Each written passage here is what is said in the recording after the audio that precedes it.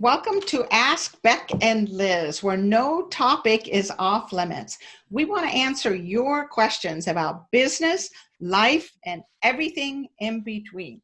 So if you have a question for us, send it to Ask Beck and Liz. That's ask at Beck and Liz.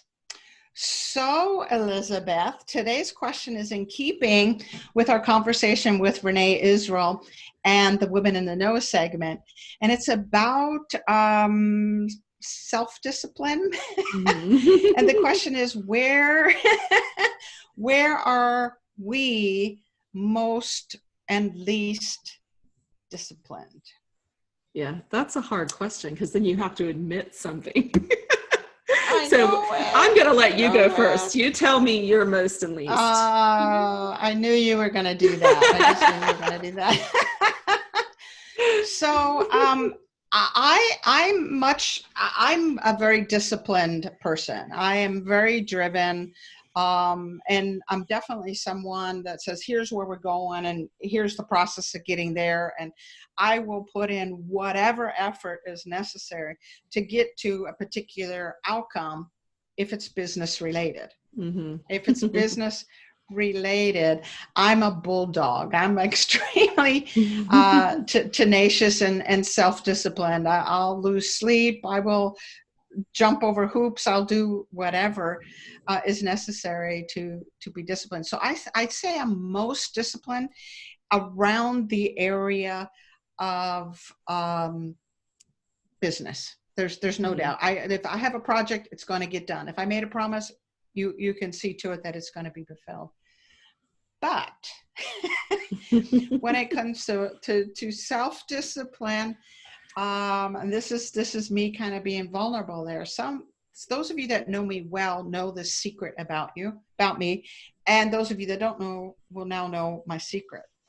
I spent about 7 years addicted to sugar, and I'm not just saying I like a piece of chocolate cake or an ice cream. I am telling you, I was addicted to sugar. I could not have it. And now keep in mind that I have a background in holistic medicine, taught at a naturopathic school for 12 years. I knew all the right things. I also knew what sugar was doing to my body, not just making me more and more chubby, but it was affecting my immune system and my thinking processes and everything. And it was an embarrassing thing to have zero self-discipline when it came to controlling my sugar consumption. I was a closeted sugar eater, and that all changed last year. I was around my best friend's birthday, August of last year. And she has known about my battle because I spent many days in talking to her about it. And all of a sudden on her birthday, I said, Sue, I think I'm done. I think I'm done. And I have not had one drop of sugar in my body since August. Wow. So I know what almost a year. It's been almost a year. We'll be celebrating a year the end of August.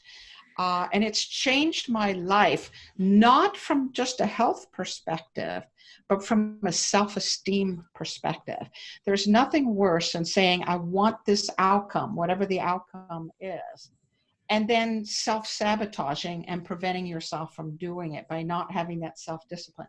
So my self-esteem has skyrocketed by just mastering the self-discipline around one thing. In this case, it was sugar.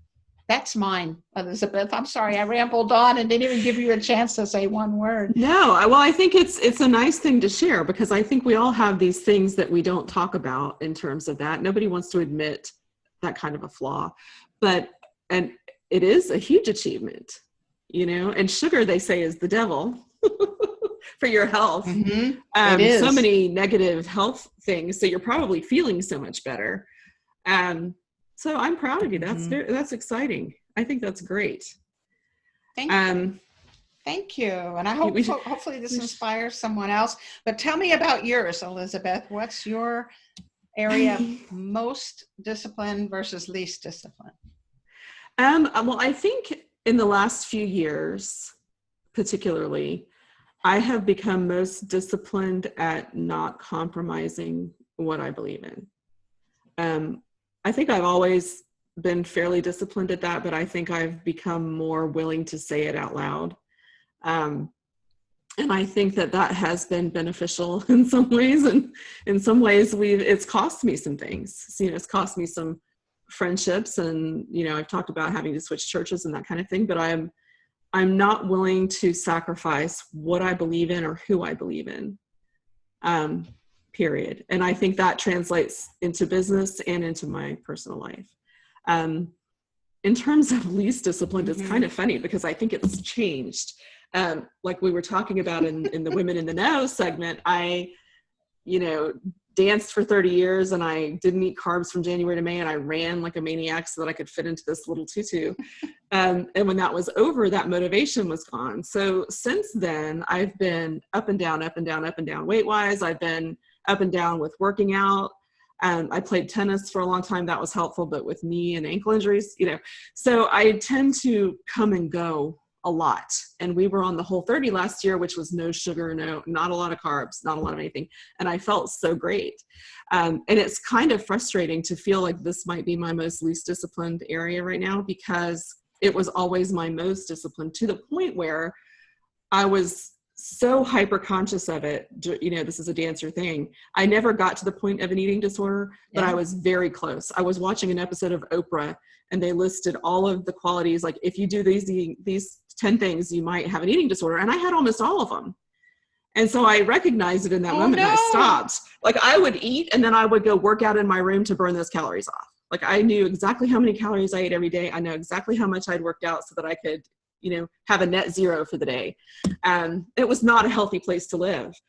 So I've kind of gone to the other extreme, and I've grown up with dancers who have said, the minute I quit dancing, I'm just going to get fat. I'm so sick of worrying about it. I'm so sick of exercising and eating nothing. And, neither of those extremes is good. So I'm having a hard time finding a good, nice, steady balance. And then, like, today, my sister and I were going to walk, and like, I don't think I can because my knee is the size of a watermelon. So I walked around the pool so that I didn't get too far away and I couldn't get back home. But anyway, I think that's where I'm struggling the most right now, is just that consistency. Like, I'll go in a spurt and do great for 3 weeks, and then I'll stink it up. So, and that's just a foreign concept to me. Yeah, but to your point, and this goes back to our grit conversation, when you go extreme in one skill, in this case, self-discipline and commitment, and you don't have adaptability on top of it, we can almost become OCD or dangerously overdone in that particular muscle. So when you gave up dancing, it gave you an opportunity to learn some other things to be more adaptable, but still self-disciplined, but not this craziness, where it's unhealthy. Yeah. Oh, it's life is a constant give and take, right? It is. And so much of it really is mental, It's mental, the whole sugar thing. I mean, you have a physical desire for sugar, but it's also a mental battle. It's all of those things, as I have studied, and trust me, I looked at it all. But to that point, if you study neurologically self-discipline, there are a bunch of chemicals involved in the brain and its ability to be disciplined. I mean, it basically affects the prefrontal cortex, it affects the hypothalamus, it affects our dopamine and epinephrine and neuroepinephrine and cortisol levels. So to suggest one is a behavior and it has nothing to do with chemically what's going on is not true. There is a chemical. Our thoughts create chemical reactions. Our food creates chemical reaction, and those in turn create behaviors, and vice versa. Our behaviors create certain chemical reactions, which has our brain think those terrible thoughts, Right. self-doubt and self-confidence issues that Renee talked about earlier today. So it's that whole body-mind connection that ultimately creates certain behaviors, either healthy ones or not healthy Yeah. ones. But we can change that, like you said, Mm-hmm. mindset. We can change that. Kind of the chicken or the egg kind of syndrome. By changing our Right. behavior, we change our thoughts. By changing our thoughts, we change our behaviors. Mm-hmm. Well, and the cortisol that comes up with stress. My sister was getting all worked up the other day. She's the one that I walk with, and we talk on the phone while we walk. And she said, "This cortisol is making me fat. I just decided I'm not going to think about that anymore because it's stressing me out. And this cortisol comes in, and then I can't lose weight." It's like that's one of the funnier things I've heard in a while. Bless her heart. I'm not going to have I'm cortisol not make going to me stress fat. over my stress. Exactly. But Well, it is that mind-body connection. I'm Your not going to stress, your stress. cortisol. Yeah, it's hilarious. She cracks me up. Mm-hmm. So there you got to de-stress to bring it down. Okay, what a great conversation. But we do need to wrap it up, Elizabeth. So thank you, everyone, for joining us today, where passion and purpose collide, profits are made, and relationships are forged. This is Beck and Liz signing off and wishing you another purpose-filled and profitable week.